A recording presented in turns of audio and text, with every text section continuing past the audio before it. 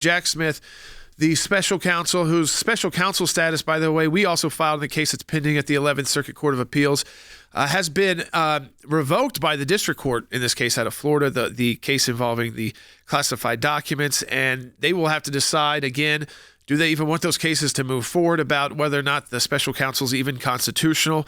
I don't think they will. And I think that what we're hearing from all reports is that Jack Smith is going to be, in some sense, either withdrawing his team, and then the Department of Justice would withdraw the charges. And that would involve Washington, D.C. and the charges from that pending, coming out January 6th, but also the classified documents case. And it would put an end to the case over whether or not his position was constitutional or not, which means the next time around a special counsel gets appointed, they could probably still do their work. They'd be in the one jurisdiction, may have an issue. So, but it wouldn't be final that that's unconstitutional, even though we do believe it is when you look at the situation that there's no law, there's no money behind it. I mean, the list goes on and on. Now, to update you too, in New York, Judge Merchan, that's the one where they could use the 34. He's convicted of 34 felonies. Well, Tuesday, he's got a hearing to decide what to do. As Will explained, there's evidential problems there because he brought in people that now would have been covered likely by the presidential immunity case out of the Supreme Court. And so it gives him an easy way to say, you know what, this whole thing is tainted. And we're throwing at least these felony counts out, probably the whole case with the misdemeanors too.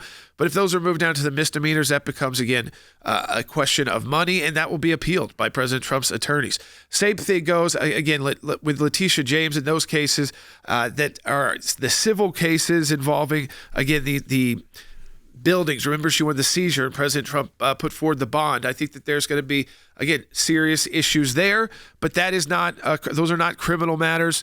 And then, of course, you look at Georgia, and there's hearings coming up there about whether or not that Letitia James should be able to remain in any way as a DA in that case with all of the problems. So they weren't even close. They were like, those were starts and stops, and a lot of this was self-created. And that's what should happen when you're engaging in political lawfare, which I hope we've lived through as a country once and for all and don't see again, and that we're able to get into Washington, D.C., and this is what is going to be so important with the work of the ACLJ, is to get into Washington, D.C. and assist in making sure the bad actors in these agencies aren't making decisions that can continue eroding the system of justice we have, our legal system, and eroding the confidence we have in our government.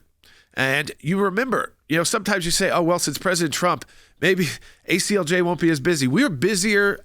There were probably more lawsuits filed by the ACLJ against the federal government while President Trump was in office than maybe even the Biden administration over these 4 years.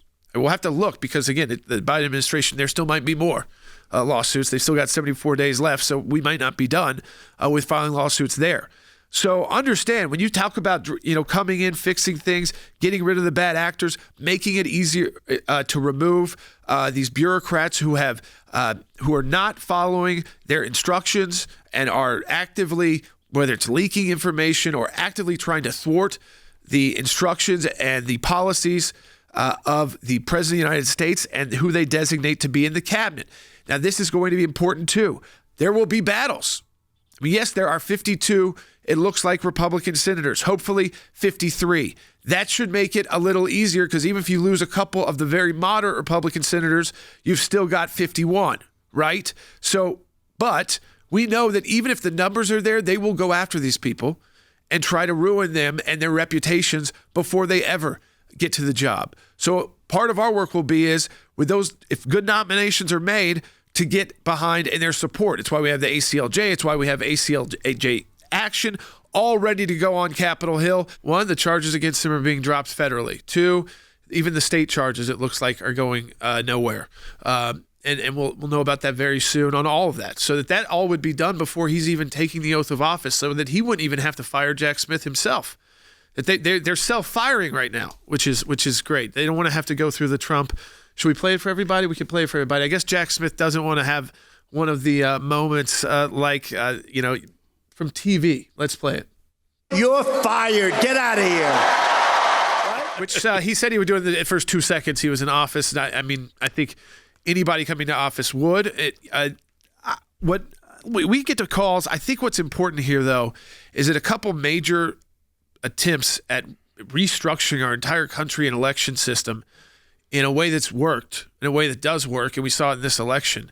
And if you look at 2020 as just kind of this bizarre COVID election in our history, and it's 4 years that, Lord, a lot of people would like to forget politically, with the Biden administration and kind of a president asleep at the wheel and the withdrawal from Afghanistan. You could go through the horrors, but let's look towards the positives in the future now that we can fix it. And that's what the job is of this new majority coming to Washington, which is going to likely be a Republican majority in the House. Slim, but a majority, which the Democrats thought that would be their holdout.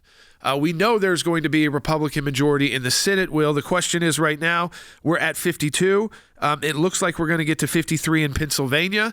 And there's a couple other races that it's possible that we could add one more. But 53 is still in a great place to be when you're talking about getting your nominees through to the people that you really want to serve in your cabinet and the people that have to go through the confirmation process, judicial nominees as well. And then, of course, legislation. I mean, they'll look at, again, will there be more Democrats that are willing to cross the aisle on some of these pieces of legislation, knowing that if not, I mean, they've got nowhere to go in the House, nowhere to go in the Senate, nowhere to go in the executive branch. So I think it's just a critical time. We take the call. Let's go to Todd out of Georgia on line 3, because I do think answering these legal questions is going to be important over the next couple weeks. And we're not just going to do this today, but obviously when the moves start happening, we will update you on this broadcast throughout with all of these different cases, whether it's Georgia, Florida, D.C., and New York. We will update you. But Todd, you're calling in from Georgia and you're on the air. Yes, my question is there an update in the hush money case? So that is the case involving Alvin Bragg and the business dealing. So they brought that in as the reason why there was some kind of campaign finance violation, and thus the New York a district attorney in New York could start enforcing federal election law to make a misdemeanor, which is the falsification of business documents in that case, the 34 felonies. That's what they said would brought it to a felony. And we expect that Judge Merchan, who already has it scheduled for next Tuesday, what he's going to do with these charges. I mean, that's what the hearing is on. And most people expect, Will, again, that these are going to be tossed some way, one way or the other. And Judge Merchan has an easy out here. Because remember, there was a critical error, and some people called it mission creep, by Alvin Bragg's office when they brought this case. This was campaign finance related while he was running. But at trial, they introduced testimony from individuals that worked in the Oval Office. And so what and related to things that were going on with the president's work as president of the United States. So the critical error by Alvin Bragg is that he may have introduced testimony which would be covered by the immunity agreement, which wouldn't typically apply to in this scenario. But because of the way the prosecutor brought it forward, that may be the key reason that Judge Merchan on Tuesday says, you know what? The evidence before the jury was tainted because you introduced things that the Supreme Court has now said you cannot. Right. Therefore, I'm dismissing everything, get it out of the court, no appeals process, and then they can just go back to the shadows of their work as judges. You know, and I think, again, in D.C. with Judge Shutkin, I mean, that was not supposed to be against until March. That is involving, of course, the federal. So that will get done with Jack Smith. And that was the other one involving, I bring that one up again because that was the one that they were going to try and tie to some reason not to, potentially some move not to seat him. Now, if Republicans stay on track and get to that 219, and hopefully the number's bigger, and they've got the Senate, and of course the White House, none of those moves would likely go anywhere. And what is going to be important for these first 2 years is we get to that 219, the left, which I think is going to be on fire under President Trump, we'll see, but I think they will, is not going to be able to bring a bunch of bogus impeachment trials to waste everyone's time, including the president's, while he's got these 4 years to do the work that the American people overwhelmingly voted for him to be in charge of, whether you look at the Electoral College or the popular vote.